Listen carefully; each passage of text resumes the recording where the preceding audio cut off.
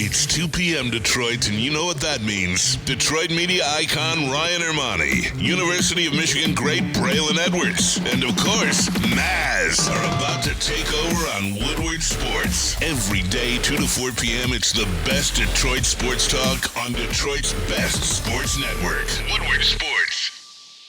Hey, let's talk about our Detroit football team, those Detroit Lions. Let's bring in the voice of the Detroit Lions, the great Dan Miller. How you doing, Dan? What's up, boys? How you doing?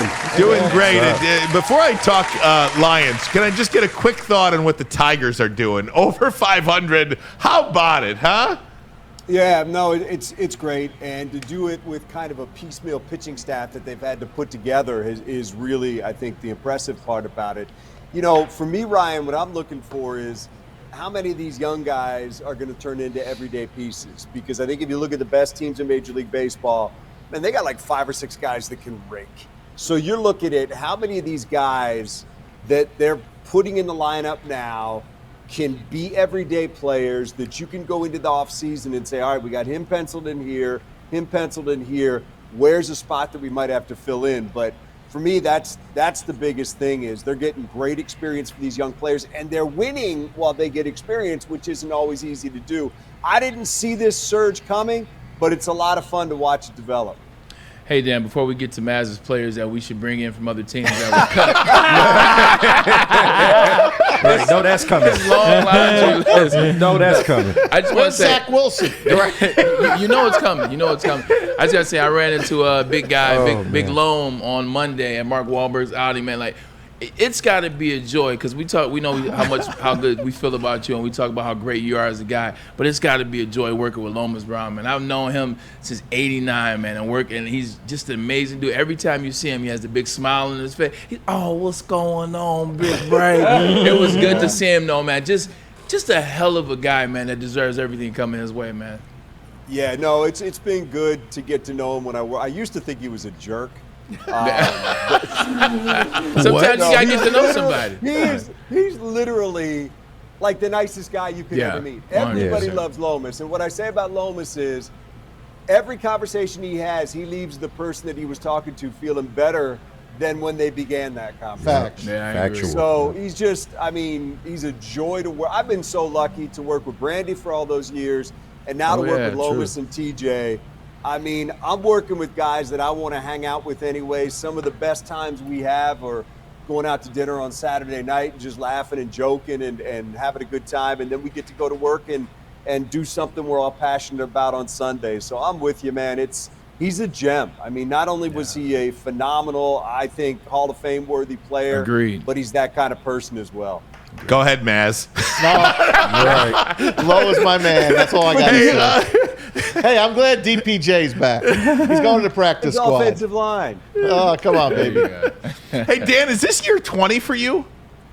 Year 20. Wow. If they'd have told you that 20 years ago, how does that feel for you? 20 years. He's more popular now than ever. Wow. 100%. No, it's look, Ryan, you know how this is. I mean, in our business, you don't think 3 years in advance, much less 20 years in advance. So, look, I'm truly blessed that I'm doing what 8, 9, 10-year-old me wanted to do. I didn't know it would be in Detroit, but I knew I wanted to be doing this. And I'm now blessed to be in a city that I've been able to call home for 27 years, which in this business is pretty crazy. I'm blessed that I can say I've been sitting in the same booth working for an organization that has treated me and my family unbelievably well for 20 years. So I couldn't ask for more than I have because my dreams have been realized, and it's a pretty amazing thing. Because you start off in this business just wanting somebody to want you around, and most of the time they don't. And then to be made to feel like you're wanted for a long time here at Fox 2 and with the Lions as well, I am beyond blessed. And to have the best football team probably that you've called as well in year 20. I mean, when you look at this team, Dan, 53 men, top to bottom, and even 67 or 69 or whatever the practice squad is, this is as deep a team as we've seen in the last 2+ decades. Yeah, it is, and it's a team that on paper looks like they're better than they were a year ago. But what I keep coming back to, and I know Braylon can relate to this, is you got to go do it. And it's, to me, it's almost a little bit daunting that you start all over, you're at ground zero, and all the good things you did last year, now you have to go out and do again. But you know what? That's what the great teams do. That's what Kansas City does. They get out there and they find a way to get it done again. That's what the teams that are good year after year after year find a way to do to build that consistency. And I know that's what Dan Campbell is trying to do now. But look, there's no excuses. I mean, we don't know what's going to unfold with injuries or anything like that, but this is a really good football team on paper and based on what we saw last year. And now it's about going out there and delivering weekly and making the plays that you made last year and doing the things late in games that this league requires you to do to win. And I'm excited to see where they go. But I love the moves that they've made. I love the places that they've gotten stronger. Now we have to go out and see it unfold before us. I don't know if this is a question or a statement, Dan, so bear with me as I say it or ask it. And, I like how you say on paper. I think the Lions have done a great job over the past 2 years of getting better and better in the offseason through the draft, and I think they're a better team each year. You look at 2022, how they finished last year. They almost made the playoffs in 2022. What did they do the next year? They get all the way to the NFC Championship. If they're as good on paper as we think, the DJ Reader move, the Davenport move, I'm going to go all in and say I believe with who they are, what they built, the identity, having those same coaches. They got a chance to win it all, man. I don't know. Like I said, I don't know if it's a question or a statement. No, I agree with you. I mean, look, when you go to the NFC Championship game and then, to your point, you bring in a DJ Reader, you bring in a Davenport, you rework your secondary, you have a proven cornerback in Carlton Davis, you draft Terry and Arnold, who's highly regarded, you bring in Ennis Rakestraw, you bring in Amik Robertson, you're moving Branch back to safety, where I think they're thrilled about what he can possibly do back there. Kirby Joseph comes back. I just think that defense is, and that's basically, look, the offense looks a lot the same to me. The one guy offensively that can add rocket fuel to this thing is if J-Mo takes off and can be the guy that we believe he has the talent to be, oh my gosh, then you're talking about a whole different look on offense that this team could have. But defensively, look, they were 27th in the league last year, second in the league against the run. That tells you were really bad against the pass. And if you go back, and we've talked about this before, and you look at where they were in the last quarter of the season and into the playoffs, guys consistently were getting 150, 180, 200 yards against them receiving. Yeah. It is hard to win like that. They needed to shore that thing up. And on paper, it looks like they've done a good job of that. But you have to put it that way until they actually go out there and do it. Dan, real quick follow-up. 18 weeks there are in the season before you get to the big dance, and that's January in the playoffs. What can happen in week one against these Rams to kind of give you pause, not scare you because it is way too early, but what can happen in game one against these Rams who they want their revenge for last year? What could give you pause going into week two or going into that following week? I think exactly. Look, we know who's coming in here a quarterback for them. We know how good that guy is. We know how good the Cooper Kupp and Puka Nacua are. We know what they can do through the passing game. So I think right off the bat, you're going to get a really good test of what you're capable of doing on defense. And let me say this. I know that there is some concern in Allen Park about the fact that this defensive backfield, because of injuries, has not been able to play together much during the preseason. Yep. So you're going to have guys out there that are getting real live reps basically for the first time together because Arnold's been out a little bit, Robertson has been out a little bit, Davis has been out a little bit, Rakestraw's been out a little bit, Branch has been out a little bit. All these guys have missed time during camp. So I don't know that the cohesion is necessarily there at this point. Yeah. So right off the bat, against a guy that can sling it, you're going to be tested right away. So I think that's what I'm looking at, Braylon. Look, I believe they're going to go out there and play well offensively. If they're good against the run, or taking care of the football, they're going to be fine. But I want to see how they play against Stafford because we know what they're capable of doing if your defense isn't ready to go. Hey, Dan, are you comfortable with Hendon Hooker as quarterback two? As comfortable as I would be, and something just popped up on my screen. As long as I look fine, guys, we're good. Looking good. Look, I did not have a high degree of confidence, and it looks like they just re-signed Fromm, So unless they sign Sudfeld too, it looks like Fromm might be their number 3 guy. Look, Sudfeld's been in the league since, I think, 2017, something like that. Yeah. He's played in 6 games. So I don't know that I necessarily would have felt great about him. Look, Hooker is raw and made mistakes during the preseason, but I do see the talent there. Do I feel as good about them going in a backup situation as I would have with Teddy Bridgewater? No, because Teddy Bridgewater's got tons of experience and skins on the wall and the ability to understand what it is to play against an NFL defense. So, look, obviously it has to give you some concern if your backup quarterback is somebody that has never played in a regular season NFL game and you consider yourself a Super Bowl contender. That said, I do see the talent there. I think there were some people that were a little bit overly negative about him. I see some things that they saw when they drafted him, but I also see a guy who looks like he didn't play for 21 months after hurting his knee and is just getting back to game experience. Long way of saying, Maz, there's veterans in this league that you'd feel better if they were sitting in there behind Jared Goff. I think long-term and potentially given some experience, I still think Hendon Hooker can be a nice quarterback in this league. Me too. I'm keeping my fingers crossed. And we all talk about the wide receivers all this time, and we brought up Josh Reynolds yesterday again. In a perfect world, if you go back a few months, would you have felt better had he been here instead of playing around with DPJ, bringing in the kid from Denver, Patrick, Isaiah Williams, and so forth? Are you okay with the wide receivers as they sit? Well, I'd like to see if Patrick is healthy and is ready to go. If he's healthy and ready to go, I think you feel pretty good about it because he's a big guy, big target, hasn't played in 2 years. That's the problem. You got to see where he's at physically. Apparently, from what he's shown in Denver so far in this preseason, he's been good. And in training camp, he's been good. Look, in a perfect world, do you take some of the unknown out of it? If you have Josh Reynolds back out there, yeah, you do. But you can probably say that about a lot of decisions that teams make because they do have to make decisions based on money and allocation as to whether or not they think that a guy is worth it and whether or not they think that a guy fits into their long-term plans. They got a lot of contracts that they have to deal out. And the difference of $5 or $6 million a year probably does make a difference to a team that's looking to re-sign Aleem McNeil and is ultimately going to have to re-sign Hutch and ultimately going to have to, dole out contracts to guys based on performance and already has given out hundreds and hundreds and hundreds of millions of dollars. Let's give Brad Holmes credit. They've not run into a cap wall so far. And most of his decisions have been really good decisions. So it's an easy answer to say, would you feel better if Josh Reynolds were here right now? The answer is yes.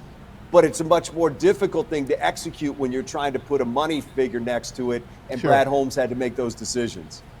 Hey, Dan, and definitely wanted to ask you about DJ Reader. He was just activated off of the PUP list, and I know the rumors have been, maybe we'll see him in week 2, but if we can get him for week 1, that would be absolutely huge. Is there any chance that happens? I've not been told that there is no chance, but the only thing that I would say is you're talking about a dude that has had no physical contact so far in camp. He's just getting ready to go here, so you're going to have about a week and a half, 2 weeks. This isn't a big practice week for them either. So how much work is he going to get in before he's ready to go against the Rams? And they're going to think long-term with him, not short-term. I'm sure they would love to have him, but they're going to do things the right way and make sure he's ready to go because that's a big-time impact player for them if they can keep him on the field. So I wouldn't say no chance because I haven't been told that, but certainly the indications have been that there's a much better chance that he's ready to go in week 2. Dan, I wanted to ask you about these rookies last year that are going into their second year. I mean, Sam Laporta, Jahmyr Gibbs, Brian Branch. I mean, these guys jumped on the scene last year and played incredible football, record-breaking football in Sam Laporta's case. What can we expect from those guys taking the leap in year 2 this year? Well, I asked Laporta about that because somebody had asked me like the day or two before I sat down to do an interview with him, where does he get better? And I was like, man, I don't know. But look, he's obviously really good. And the things that he talked about were, recognition, blocking, all the little things that tight ends do. And he said, I had a couple drops in there too. I want to clean those up. So I think there's always places that you can get better. I think for me, for Gibbs, it's the passing game. I think he can be so much more dynamic in that part of the game that I think they've only scratched the surface in what he can be and the kind of pressure that he can put on the defense when he's in there as a running back, but also utilized as a guy in the passing game. And him and Demo in there together, I think is devastating for a defense as well. I think that could be certainly big for them. So I think those, and I think Branch, look, they're really excited about what he can do at safety because they believe in this defense with the freedom that they give their safeties. If you have ball skills in this defense as a safety, you're going to be able to get plenty of chances to make plays on the ball, takeaways, things like that. So I think they're really excited if everybody's healthy and they can get him in there at safety. The only kind of, fly in the ointment there would be if they aren't healthy, you could see him back playing nickel if the guys in front of him aren't ready to go in week 1. I mentioned those 3 guys. One guy I did not mention was a first-round pick last year that I'm very high on this year. What do you think Lions fans are going to get to see out of Jack Campbell? I think 2 guys that have chances to take the biggest step forward this year are J-Mo and Jack Campbell. I think Campbell, towards the end of last year, got to the point where he wasn't thinking as much. He was going out there and reacting, using his athleticism. His trust in himself and the defense and the team's trust in him started to go up. Look, he's incredibly athletic for a guy that is, 6'5", 250 something. Yeah. You're talking about a big dude that can move. I want to see him out there, but I think he's got a chance to take a huge step in year 2. It's cliche, but they say, biggest step you take is from year 1 to year 2. I think in his case, that could certainly be the case because I just think it took him a while to get comfortable last year. The skills are mad skills that he's got when you look at the physical makeup of his ability.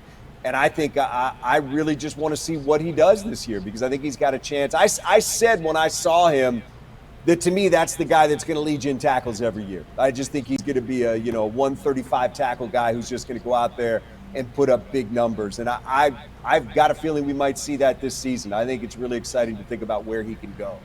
Dan, for entertainment purposes only, it's still a preseason. I'm going to give you a number. Tell me over or under. 10.5 wins. Over. I think it's going to have to be over. You broke up. I'm assuming you're talking about the Lions. You didn't throw somebody else at me. No. But look, you're going to need to win probably 11 or 12 to win this division. And I think that's got to be your goal is to get to that point, win the division, get that home playoff game, whatever that ends up being, bye, no bye, but whatever it is, you get at least one game at Ford Field. But it's going to take that. And I think it'd be disappointing, all things being equal, if this is not an 11 or 12 win team. And whatever it is above that, great, or on that number, great. But to me, it's about winning the division, finding a way to get a home game in the playoffs, and that's what it's going to take to do it. Because Green Bay is going to be right there on your heels, and I don't think Chicago is going to be anything to mess with either. I think they're going to be pretty good. I think that defense is going to be good from the start, and they've surrounded Caleb Williams with weapons. Minnesota's got a lot going on. They won't be a picnic to play because of the guys that they have there, and anytime you got to play Justin Jefferson, that's a pain. But it's going to be a tough division, guys, so you're going to have to stack some wins to get it done. Dan, thanks so much. I wanted, before I let you go, I know he's not working today, but an absolute shout out to Greg Canner. It's his 50th birthday today. Fox 2 sports producer. Been with Dan since day one. I was, by the way, his first hire as a sports intern in 1999. How'd that go? And look how it went. They're still paying me to do something. Our process has gotten better since then. It's improved. It's improved since then. But we're listen. You know how important Greg is to what we do here, and we're proud of the fact that he's been here for 26 years, and that when we hired him, he had hair and no wife and no kids. Right. Now he's got a beautiful wife and kids and no hair. I don't know how that works together, but I'm losing it myself now. Dan, thanks, buddy. We appreciate it. Thank you, Dan. Yeah, right. You be up on that. You know what time it is. All right. That's an inside. Jesus. Oh, man. Be up on that. Absolutely. No doubt. I'm telling you, these kids will make you lose that hair, man. Yeah. I mean, That's what I've been told. He's got 3 daughters. Just look at and, this guy. and no hair. Right. No hair. I got a daughter that does figure skating and a kid that does karate expert. now. I've been doing all these karate chops all day long for the last 48 hours, man. He's karate chopping my hair off right now. We're going to talk to Dr. Pierce today as well. There is a lot to talk to when it comes to Dr. Pierce because the Lions have some injuries, and thankfully they seem like minor injuries, nagging injuries, Anson, and they got great news today as well. Yesterday, I'm sure you discussed Penei Sewell left practice, scary, rolled up with an ankle injury, and here is the update from Eric Woodward on X. Good news in Detroit. Lions All-Pro offensive tackle Penei Sewell suffered a rolled ankle. There are no issues. No issues at all with Penei Sewell. And Justin Rogers put out the same thing as well, that he is good. And Anson, one of the things that this football team has been benefited by through this camp is that some of these injuries, whether it's Jahmyr Gibbs, whether it's Penei Sewell, whether it's Sam Laporta, whether it's Ennis Rakestraw or Terrion Arnold, these have not been serious injuries. They have escaped serious injury thus far. Yeah. And this is why you have training camp. This is why you have the preseason. Teams that are sitting these guys out, you're going to realize these types of injuries in actual game situations. But these are guys that want to tear your head off, not guys that just want to stop the play, but these are guys that want to hurt you and put you out of the game. So to be able to get some of this contact in, some of these surface injuries out of the way, I think our boys are going to be ready to hit the ground running come week 1.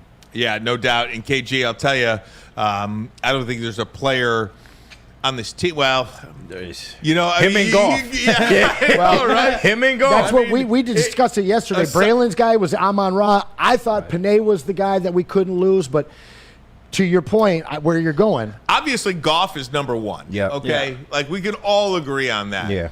But I do think there is some disagreement as who's the second guy that this team cannot lose.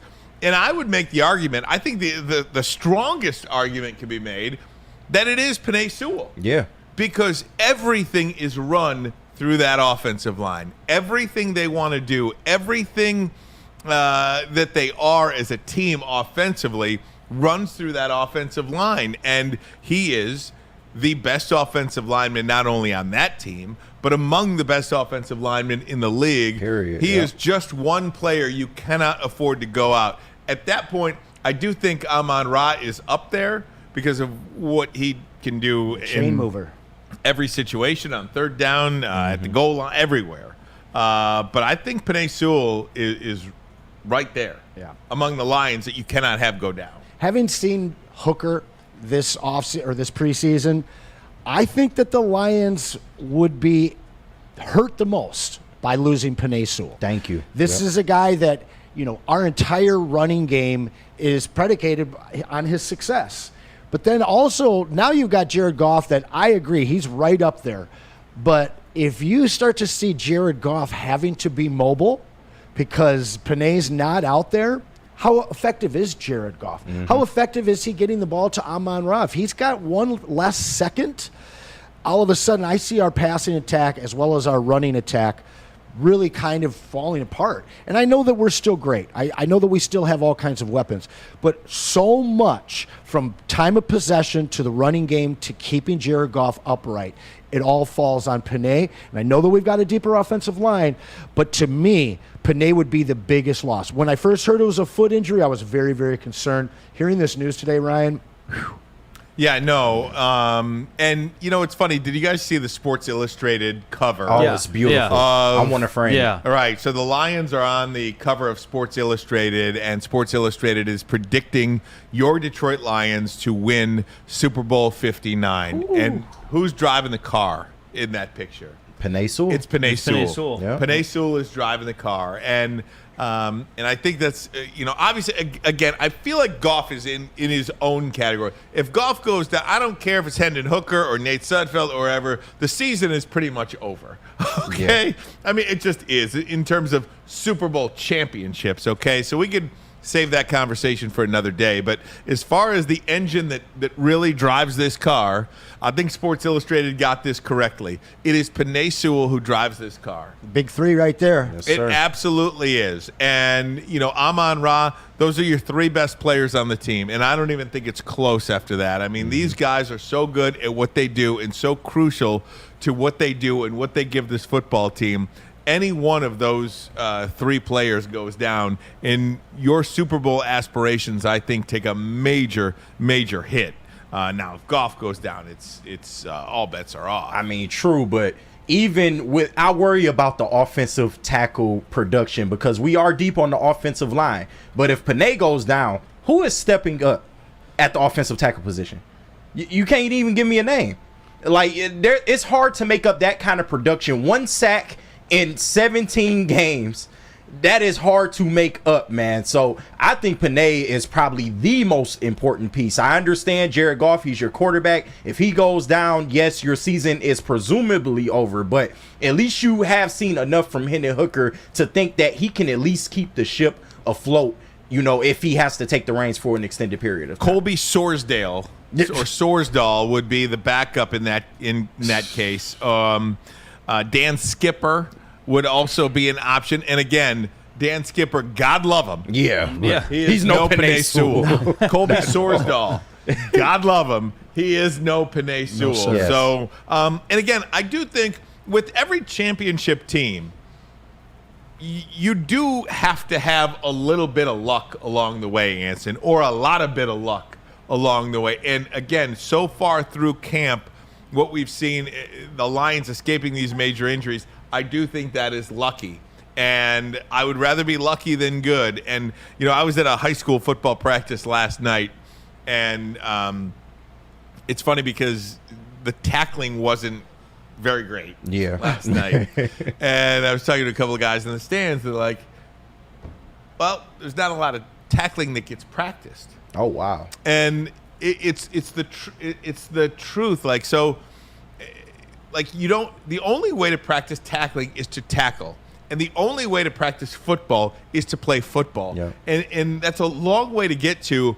These guys have to practice, right? I mean, you can't put them in bubble wrap until the Rams game on September 8th or anything like that. They have to practice. And when guys are getting rolled up on offensive linemen's ankles, you can I heard somebody say, well, what are these guys practicing like that for? Mm-hmm. You know what I mean? Why are guys going to the ground in practice like that? Well, because it's football. Exactly. You know what I mean? If a guy gets hurt in football, a guy gets hurt in football. You have to practice. So I just think that the coaching staff for the Detroit Lions has done everything right throughout the way they handle their practices. You have to play the game, and if it's Rakestraw or Arnold, if it's Penei Sewell or Laporta or Gibbs, these guys have to be out there practicing football, and that's what they're doing. And if a guy gets nicked up, they get nicked up. Yeah, and all of us that are on the show, maybe aside from Braylon, but all you guys watching at home, we've never been paid athletes, but we get back into the gym, we get out on the court and start playing hoops for the first time in some years. How do you feel that first week? Yeah. Rough. How do you feel that first week? And to your point of luck, last year, a lot of people have talked about that we got lucky and we escaped injuries last year. Well, that's not true. Mm-hmm. What was our big weakness last year, KG? Defensive tackle position. And the secondary. Yes. Secondary, and you got CD Deuce gone. You could have said any position on defense, by the way. Right. Yeah, that's true. But CD Deuce goes down week 2. Emmanuel Mosley, why they brought him back this year, I don't know, because he never even really took the field for us last year. But those two guys going down, and our Achilles heel all season long is being able to stop number 1 wide receivers. Yep. So we're looking at the same kind of deal right now. We're lucky so far. We've got somebody running that medical room and that weight room where they've got to find fix on these guys where they're able to get them ready without getting them hurt. Now, we saw the two smaller injuries that people didn't focus on a whole lot last year that really weighed this team down. Yeah. The organizational depth is at a whole different level for the Lions in 2024.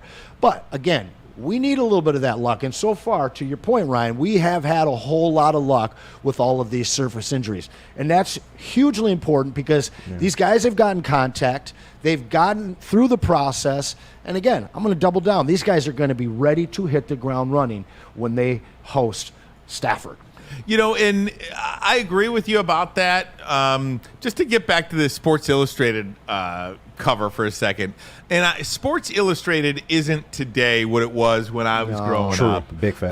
Or even, you know, when I was in high school or college. I mean, to be the cover of Sports Illustrated was to be celebrated. Yep. It was to be big news. It was to be discussed. It was you were going to run to the newsstands. It was going up on our walls. Absolutely. Yeah. I mean, I have, and I've since gotten rid of them, but I had bins and bins and bins of Sports Illustrated. You kept a couple, though. You know what? Not I one? can't find it. I lost a lot in a flood in 21. That's I lost a lot in a flood, but I still got my Miggy Prince Fielder Sports Illustrated is cover. there one that sticks out? One cover. I think the Bad Boys, Bill Lambier and Rick Mahorn. Yeah, good call. You know what I mean? Good Nice. call. That's a Eat great the cover. Rim or whatever it was. 87 Isaiah with the finger roll Yeah. to finish off the Hawks in the the conference semifinals. Yeah. That was mine.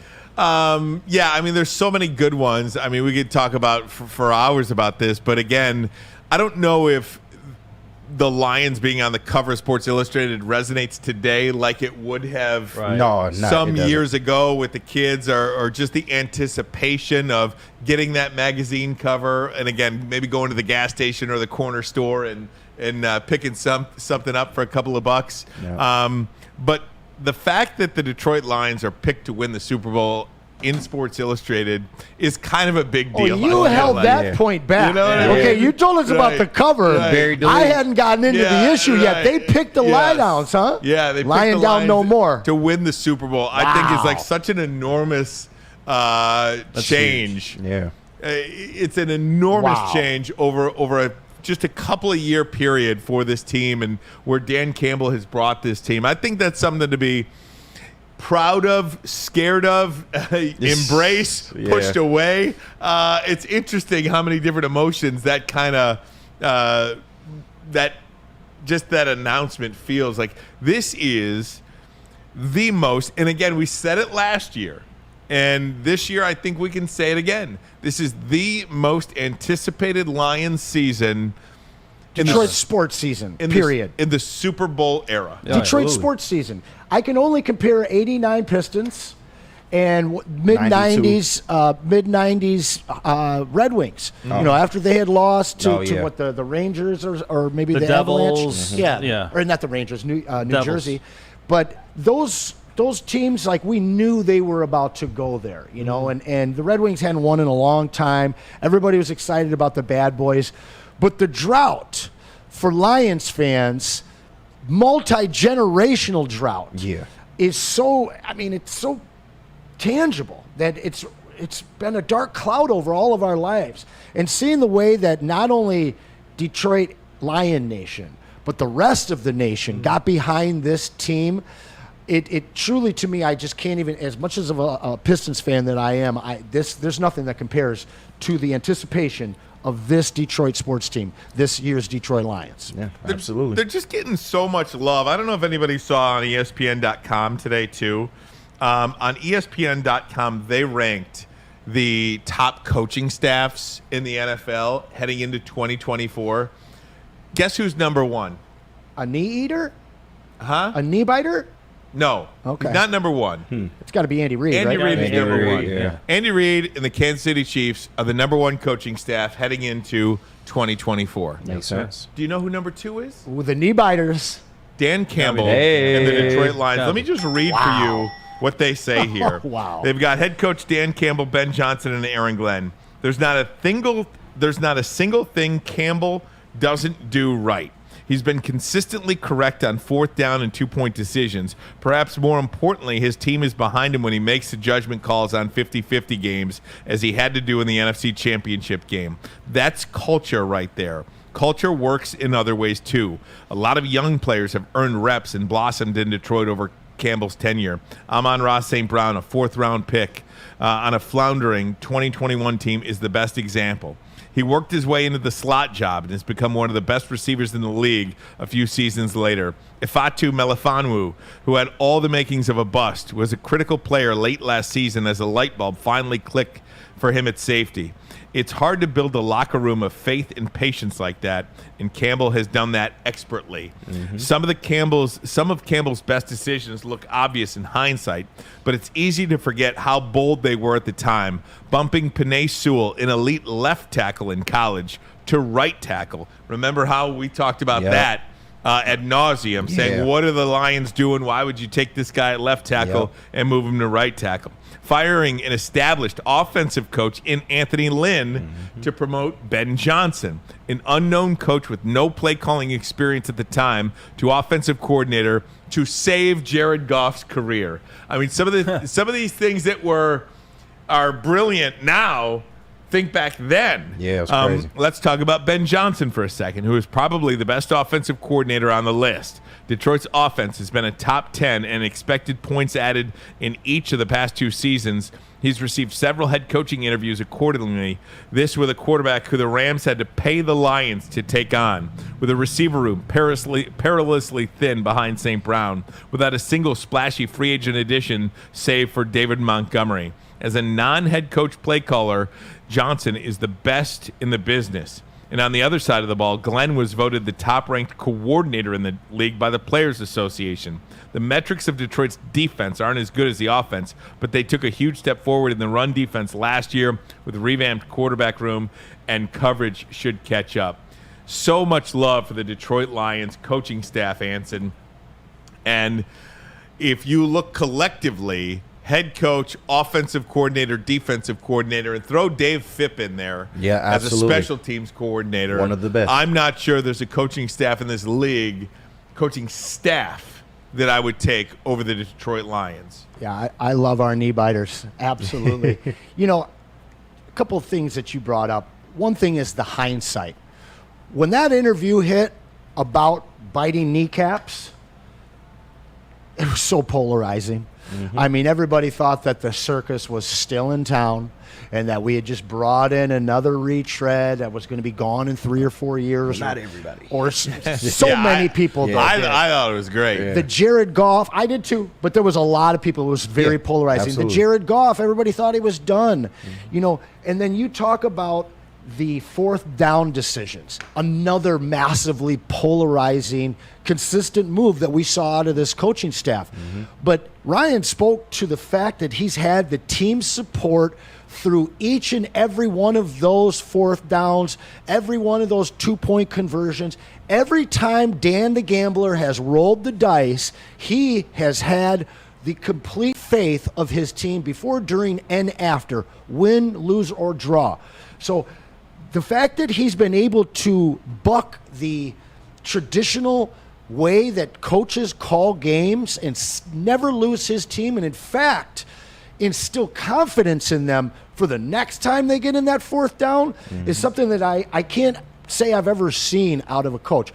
I think that you're going to see it become a trend, and we've seen some teams start pushing more on 4th downs and 2nd downs, but nobody does it like our Lions do.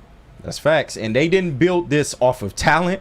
They didn't build this off of hiring the best coaches. They built this off culture. That was the one thing this whole time that they have pushed 100%. Culture, grit. I know it's a cheesy word, but they actually took that and made it mean something. They did it the right way. They went against the grain, hiring all players on their staff, former players, on the coaching staff. At the time, that was kind of unheard of. Yeah, you would get a few, former players here and there, but the whole staff, they did this the way they wanted to do it, and they did it the right way, and they took their time. They didn't rush it. They took their time. We took our lumps, 3-13. We're all like the sky is falling. This is happening again. 1-6 the next year, and then the train starts rolling. Yeah, and Lions fans are just so used to being beaten down and things going the wrong way that last year they're not playing Isaiah Buggs. Yeah. And everybody's upset about it. Well, a year later, we realized that man did not fit into this new culture. That's facts. And each year there's been somebody that's kind of been held on the fringe at Lion playing, oh, why are you doing that? He should be active. In hindsight, these guys, year after year, have made the right decisions, no matter how polarizing they were at the time. I mean, I got a buddy, Lee McNeil, Levi Onwuzurike, Ife Melifonwu, all of these guys that they said were wasted draft picks. And then 2 years later, they're key players.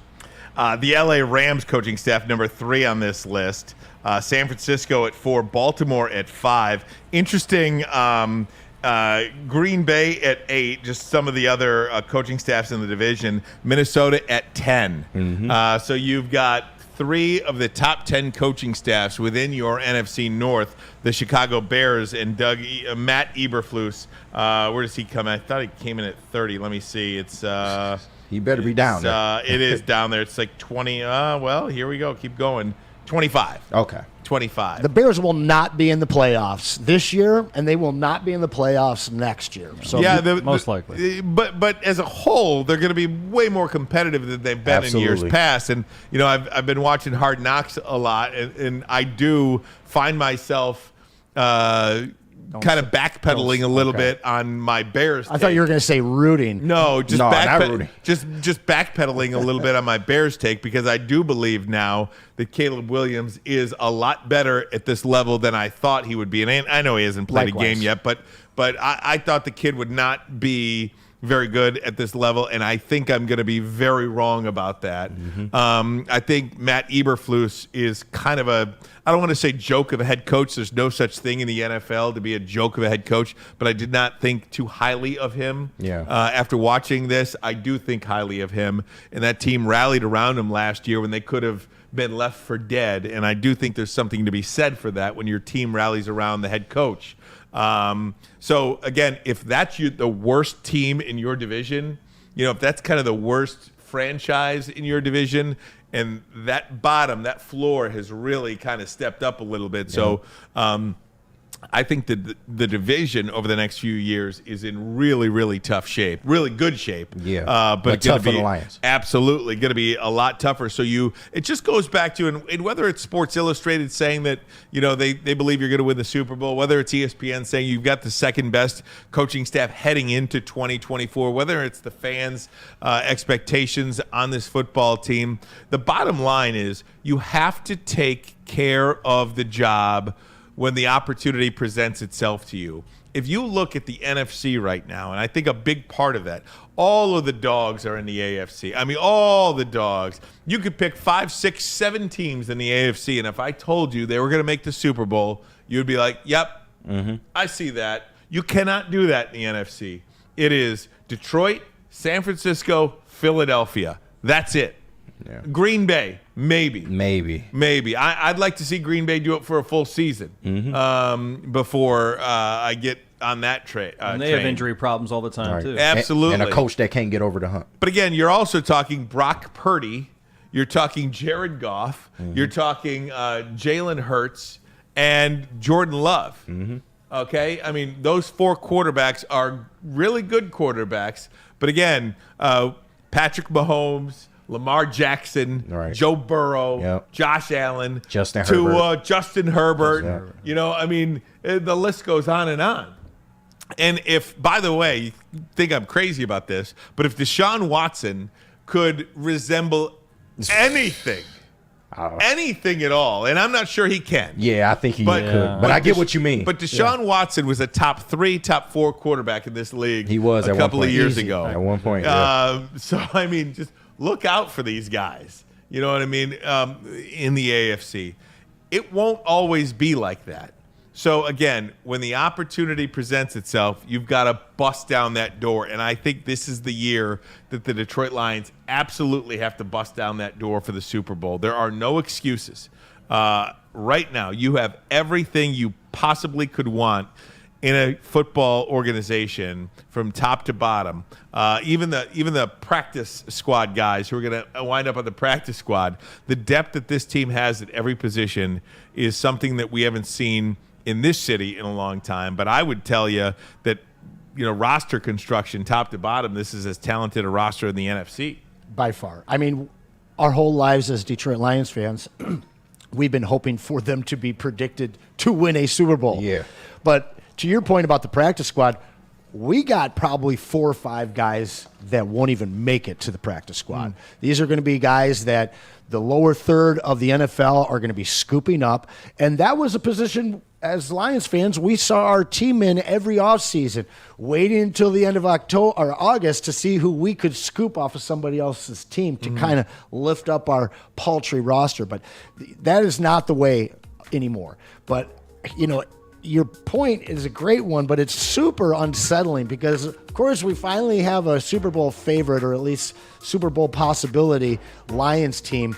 And, of course, we have the best NFC North that I can remember in my memory. No doubt. Right. I completely believe that as well. So just a short time before we got on air here, the Lions did release Nate Sudfeld, QB2. This is from Ian Rappaport. Lions releasing quarterback Nate Sudfeld, who spent plenty of time as the number 2 quarterback. Now it appears that Hendon Hooker has won the job. Sudfeld has impressed plenty in practice without a ton of game reps and will find his way into a practice squad at the very least. Now, I don't believe the Lions officially make any of these announcements until they all come out at once at 4 o'clock. Our show is over at that time. So we do have some of these cuts. Let's first stick with the Sudfeld, if we could.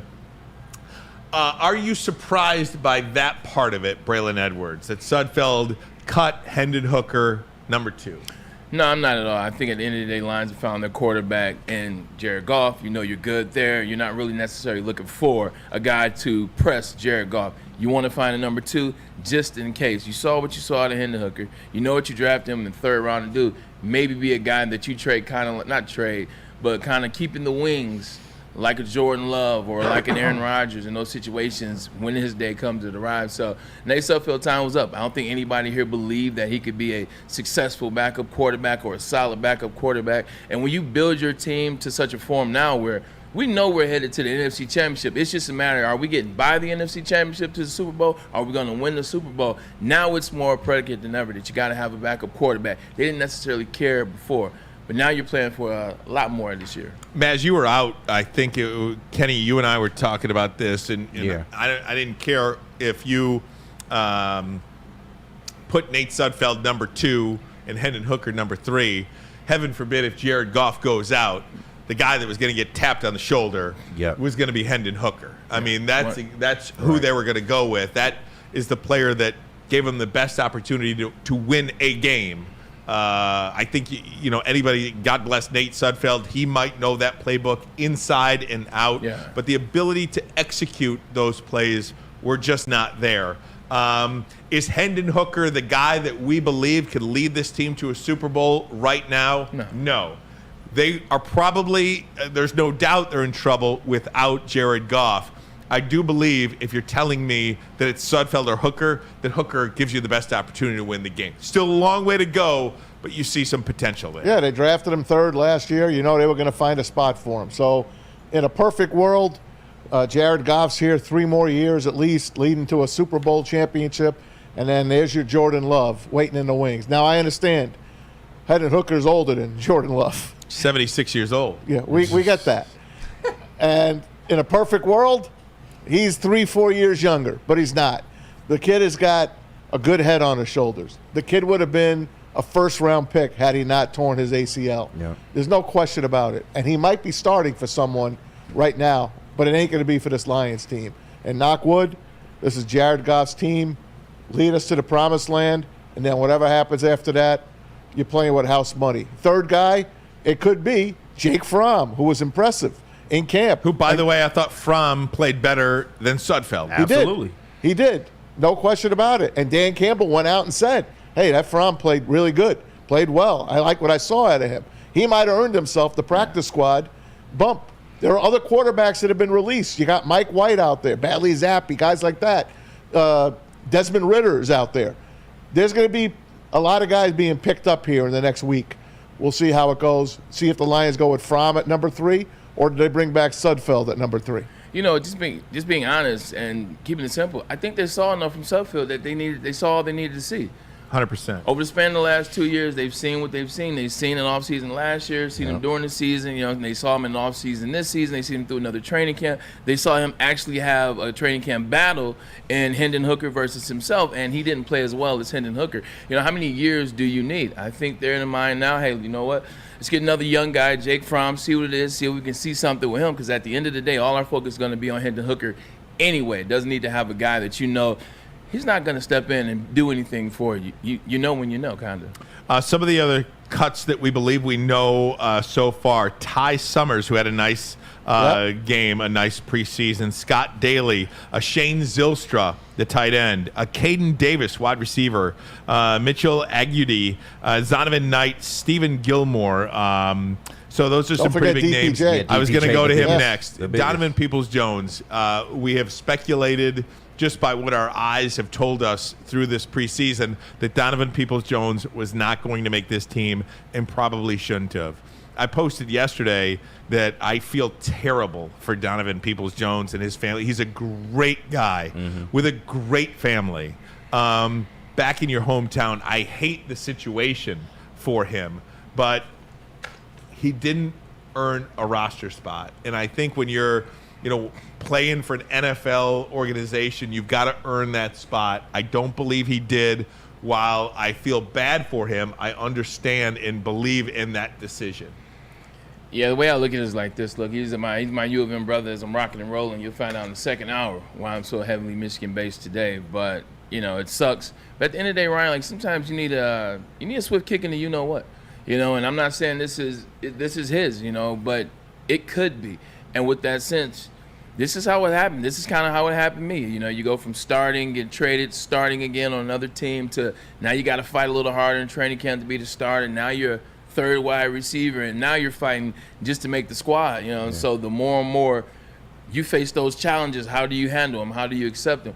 I think this is a good coming home period. Come home, DPJ. Get involved with Michigan a little bit in terms of going up there to work out. See what's going on. Like, who you are, what do you want to do, what do you want to be moving forward in the league? Like, sometimes you need that kick in the butt for you to say, hey, I got to put more work in. I got to put more effort in. Maybe he wasn't putting forth the effort, but maybe this is what he needed. Yeah, because the difference between you and him, he's 25 years old. A lot of time left. Much older, so yeah. Listen, a lot of time left. They're probably going to keep – you thought they were going to keep 5 wide receivers. They're down to 4 right now. Yeah. Isaiah Williams looks like he's making the team unless something unforeseen happens. There are receivers out there. And I'm going to start with Allen Robinson. Yeah. Allen Robinson's out there, big, tall guy, 11 years, had a great preseason. He's healthy. Panthers wave Terrence Marshall. That's a former second-round pick.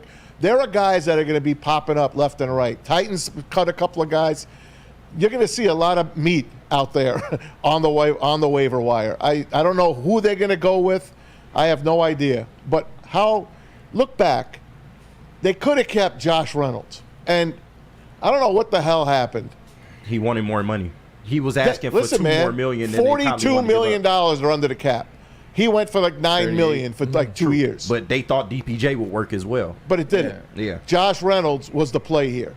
He was the play to bring back, and now they're going to be scrambling for someone else's scraps.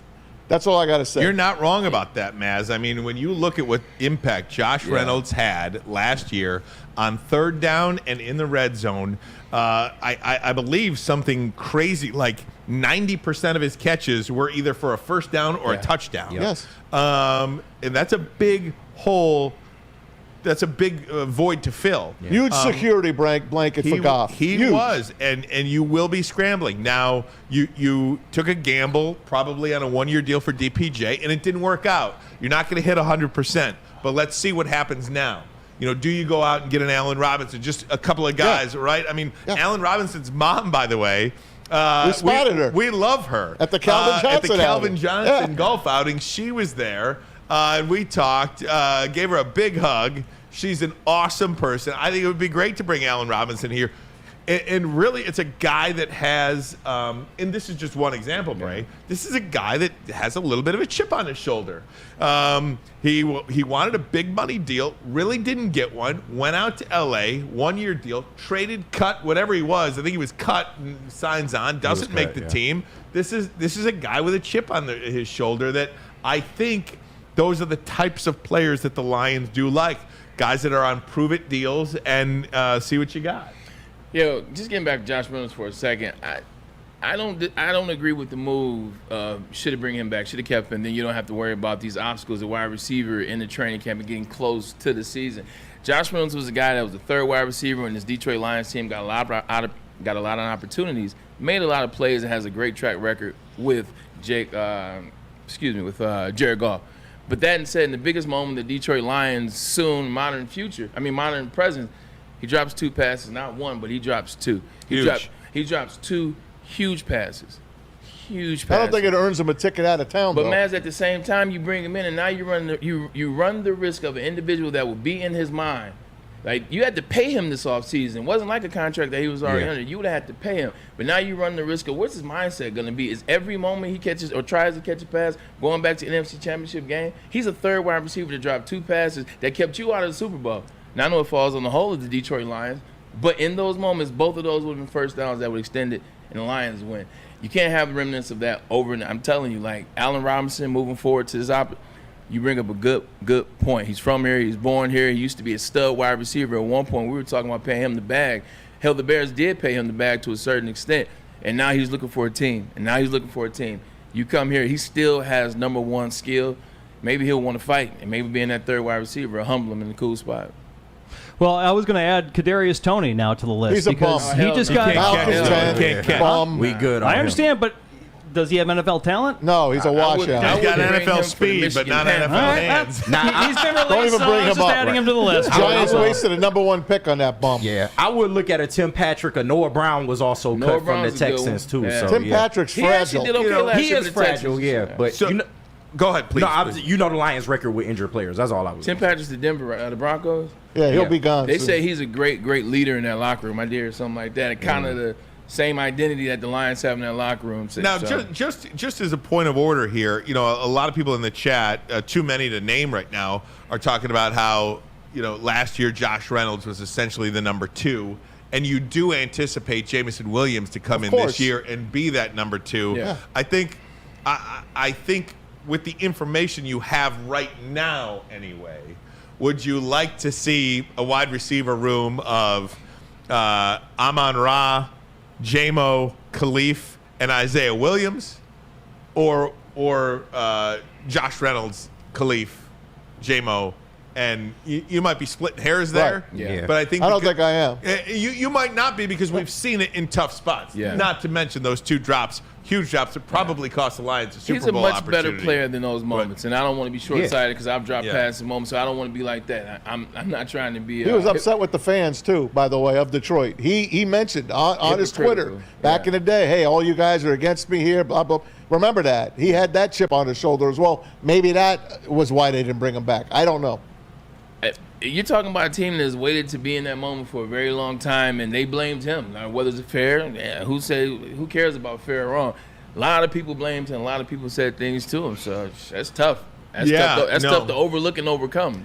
And I do think, when you talk about, Maz, when you talk about the Lions keeping 4 wide receivers, they might not bring anybody in. Right. I mean, maybe they just keep 4 wide receivers and the number grows somewhere. Maybe you keep 4 running backs Correct. instead of 3. Yeah. Right. You know what I mean? Because Gibbs and Laporta are going to catch a lot of balls. Exactly. Right. Well, A lot.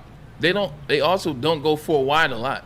The Lions really stay in 2 wide Right. receiver set for They the most do, part. yeah. Well, again, maybe you're deciding between keeping Craig Reynolds versus Yeah. a 5th wide receiver. Correct. No, now you keep 4 running backs and 4 wide receivers instead of 5 wide receivers, 3 running backs because Vaki's making the team. Yeah. Reynolds is making You it. probably keep Craig Reynolds. Right, yeah. exactly. Reynolds So is making it no yeah. matter what. Is Craig Reynolds better than wide receiver 5 on this team? Probably, Yes. yeah. Probably Yeah. more useful. And they're going 3 tight ends. They got rid of Shane Zylstra, so they're no longer going 4. They got Keith. They still have Mitchell. James Mitchell, They yeah. got Brock Wright, who they pay, and obviously they got Big Sam Laporta. Yeah, and Mitchell's an interesting choice too. I mean, I almost think Shane Zylstra probably earn the spot over James Mitchell. Right. That could be a one guy was thing. drafted, one guy wasn't. Yeah. You know, I mean, and again, I do think that's. I always say I don't think coaches cut players that are better than the ones they keep, but I do think there's a business end to some of this stuff. Watch out for a player like James Mitchell. The only reason I say that, I've seen this before where a player is super talented, but he's just not better than the guy that's in front of him right now, and he's not necessarily the thing that could be, he can't be Brock Wright. Like, he can be Sam Laporte, and he's probably really good, but he ain't better than Sam Laporte. That's why he's still on the team, and Shane Zylstra isn't. I guarantee you, they'll have a couple plays, a couple nuances for James Mitchell. Guys like that don't secretly make the team. He probably has some skill, and you're going to see it sometime this year. Got to catch the ball. I think one of the biggest intrigue storylines today that will be today, and I have not seen any news on this yet, is what do the Lions do with James Houston?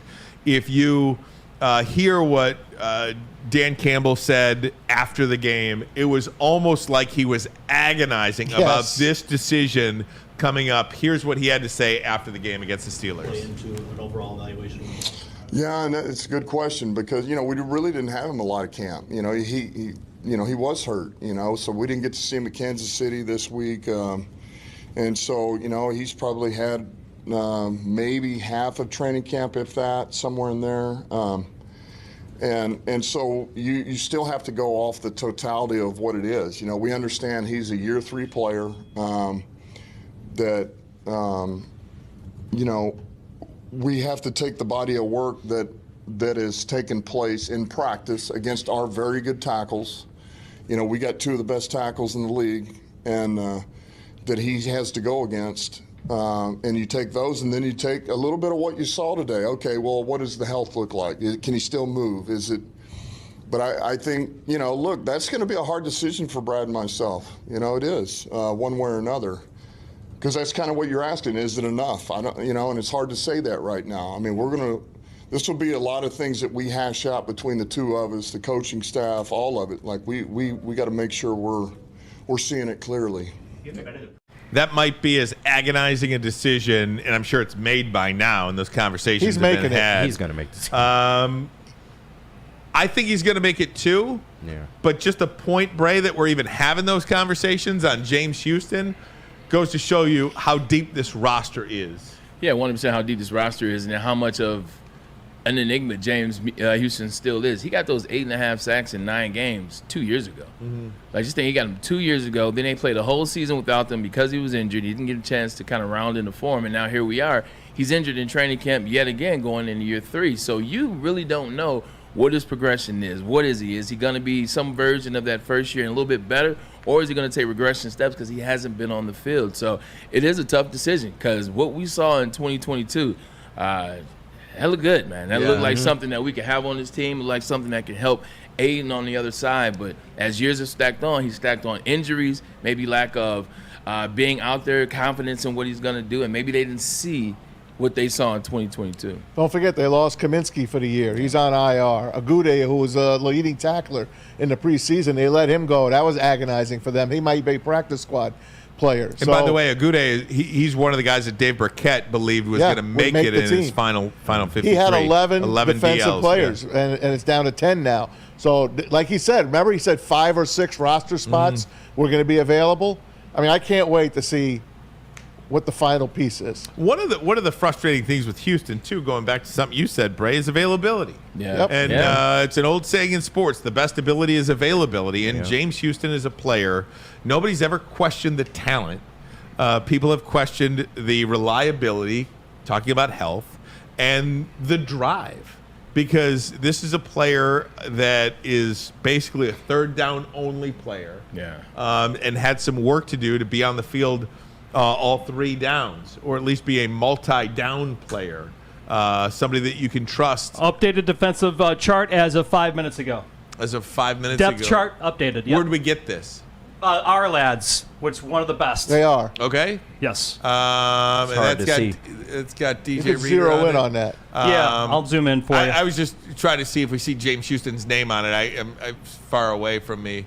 I don't see James Houston's name. There it is right there, 41. Oh, okay. Yeah. Got it. Okay. Third team behind and Pat. again, Nobody's ever questioned his athletic ability. Yeah. You question the reliability and the drive. He's had one good run, right? Yeah. He had one good push Right. for those 8 sacks. Other than that, he's been invisible with injuries and other stuff. So he was a project. Remember, they cut him. They cut him and brought him back. And they were like, oh, thank God we brought him back because he gave us those 8 sacks. But he was originally cut from this team. And for these guys that are cut, in years past, you just get used to the guys that you see, right? You get used to the guys that you see in your uniform. And you say, oh, if they don't make the team, they'll make the practice squad, right? Well, they'll make the practice squad. Well, many of these players who get cut today for the Detroit Lions will not make the Lions practice squad because they will be on other rosters around the league in the NFL because this team has accumulated as much talent as we have seen one Detroit Lions team accumulate in a long, long time. And I think that's a very healthy spot to be in if you're a Detroit football fan. These are players that are NFL caliber players. I fully anticipate a guy like Shane Zylstra being on an NFL roster. Zonovan Knight is a guy that finds himself. Stephen Gilmore, I think, played well. He's done well. Caden Davis opened some eyes. Mitchell Agude. Some of these guys that are getting cut. I like Zonovan Knight. I really do. I do, too. He runs hard. He runs hard. Sutfeld, probably practice squad guy. I'm just not sure. There's so many guys around the league now. Like you mentioned today, Desmond Ritter. Desmond Ritter is a former first-round pick, is he not? He beat the Lions. Second round, maybe? Second round. Second round. Beat Same thing. There's guys And out they there. traded a How about the receiver. Zappy Hour? He beat the Lions just Bailey 2 years Zappi's ago. terrible, I'm man. just saying, he I beat the understand. Lions. I remember. That's what That was I the remember. worst. That was the worst game in That was this 30 era. to nothing, wasn't it? That's when we realized we didn't We really got have crushed that That's game. when we realized how bad the kicking was. Yes. And that's when Darren Campbell was like, go for it. I'm going for it. I'm going. Yeah, you're funny. You mentioned this, guys, but once again, you talk about how good the Lions' depth chart is now. Zonovan Knight is a guy that can play. Fast running back, bet he get to the can. open wing. Like the Jets really liked him. They did not want to give him up last year. Here the Lions are a year later having to release him. Why do you have to release him? Jahmyr Gibbs is arguably the best running back in the NFL or has a chance to be the best running back in the NFL. David Montgomery is the best short yardage and goal running back in the NFL and short yardage downs. David Montgomery can run with the best and probably is the best of. And then Craig Reynolds is a guy that you trust. When you trust players, where's he going to fit into that? He's not catching passes out of the backfield. And, by the way, we got Sione Baki to do that now. Wow. It's just nowhere for good players to play sometimes at these positions, especially on that offensive side.